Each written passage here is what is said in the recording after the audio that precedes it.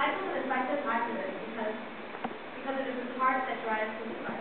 However, don't ever let his kindness confuse you. He will fight nail and tooth for what he believes in. As Congresswoman Debbie Wasserman-Schultz once called him, the simple is the room. And it's that passion and compassion that makes Michael our humanitarian. Thank you.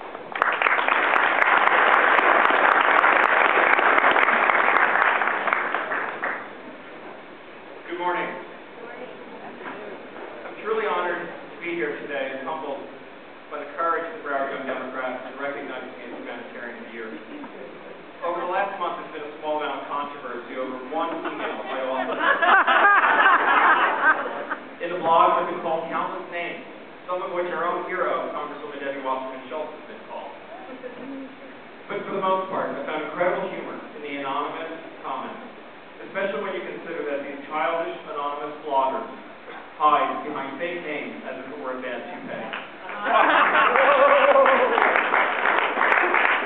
But, you know, earlier, actually, when I first came in, I want to acknowledge Amy Ritter, who is part of the BYD, and, you know, she sat with me last year while Senator Manrich and the rest of the Broward delegation on the Senate floor argued over tried to push the argument to repeal the ban on adoption, and we sat next to each other in the galley, just horrified and looking at photos of Rhonda Storms looking at the drudge list on her computer the whole time, not even paying attention to the debate.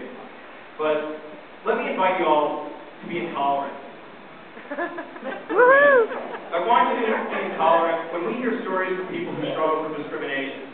Intolerant when our government fails to act and protect all people. Intolerant when a state legislature finds it fit to ignore the debate, the needs, and the rights of lesbian, gay, bisexual, and transgender residents.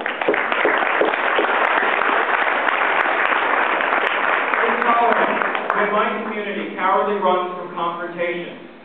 And I'm intolerant when a war criminal who serves as my member of Congress, who is a sitting member of Congress, equates homosexuality to choosing of a flavor of ice cream.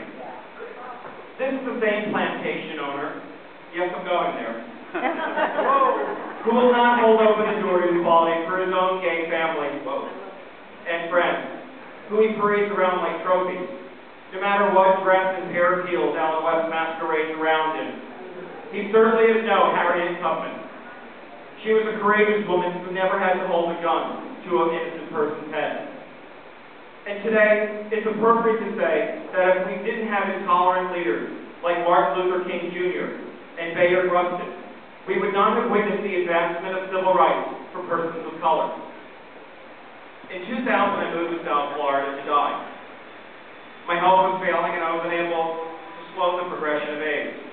I languished in a body that wasted more than 50 pounds in 3 months' time on multiple occasions. I went in and out of the hospitals unable to stop what appeared to be some unknown drug-resistant infection. Somehow, by the grace of God and with the advancement of HIV medications, my life was turned around. And Congresswoman Debbie Wasserman-Schultz and Congressman Hagen, as well as Senator Manrich and others, have fought so valiantly for people living with HIV/AIDS in Congress and in Tallahassee to ensure that there is funding for critical medications that are so needed that have helped me stand here before you looking healthy.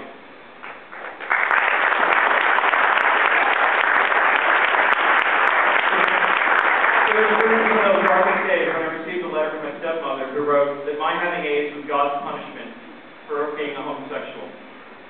You know, the reason I share this personal moment is to amplify the struggle so many LGBT people suffer. It symbolizes not only the support we lack and need as individuals to nurture our lives, but the support and partnership with our families we need to achieve equality and the dreams our family once envisioned for us as their children. In Broward County, over the last 4 years, the media has rightfully highlighted some horrendous times that our LGBT youth face. At Dillard High School, our community was in shock with the breakup of 2 lesbian students who ended with one murder and another now wasting in a Florida prison what was already a life with more than her share of burdens.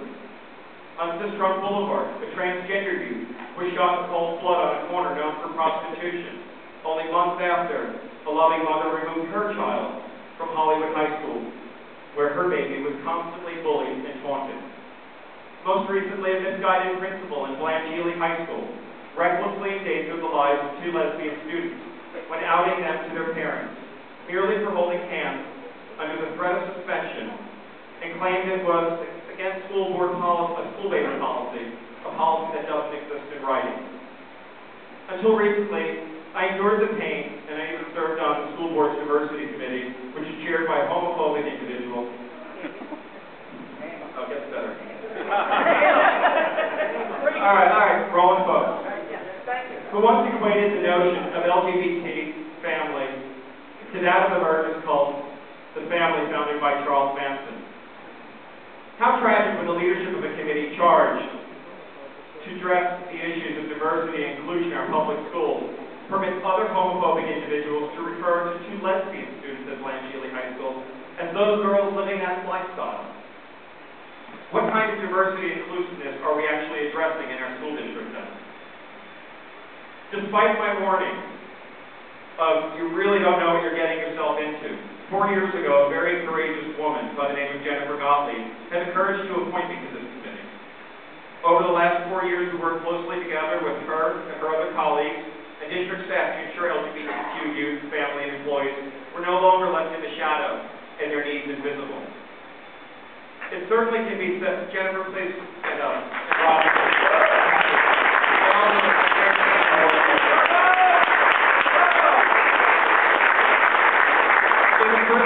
My efforts to promote human rights and advocacy around social justice are not free from controversy or criticism. It's an understatement. It's something I accepted as a given, similar to the reality of the sun rising in the east and setting in the west.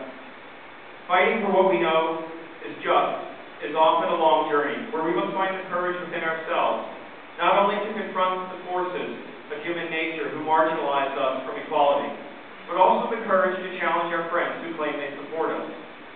At times we find ourselves frustrated from the lack of forward movement. It is during those moments, this happens when you read. It is during those times that we must not only challenge others, but also challenge ourselves. Over the last several years, I'm extremely proud to have been part of significant efforts to help shape public policy at the local and national level for LGBT people and HIV/AIDS policy. In my role as legislative director for the caucus, I've had the opportunity to have the ear of elected officials and work with their staff who make me incredibly proud. And I want to acknowledge Representative Hagen, if she's still here. Over Christmas, several other colleagues, we spent 2 weeks over Christmas working so hard, and then on January 5th, we went before the Florida Parole Commission to successfully argue and challenge the Parole Commission to release a dying American Haitian girl that was being left to rot in state prison of HIV/AIDS being neglected in care. And it was with her courage to stand there that we did that.